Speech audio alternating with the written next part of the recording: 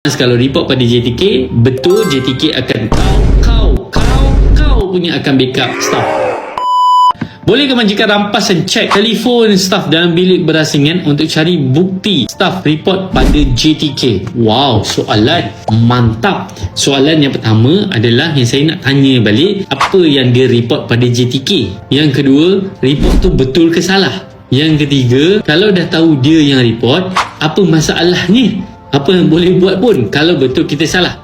Kalau kita tak salah, tunjukkan bukti balik pada JTK. Dengan merampas, dengan cek telefon, dengan tahu dia yang report, apa yang kita dapat?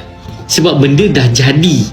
So instead of kita nak menyalahkan dia, baik kita improve cara kita. Once kalau report pada JTK, betul JTK akan kau punya akan backup staff. Tapi kalau kita ada bukti yang mencukupi, it should be no problem. So that's why ilmu dan pengurusan ni penting.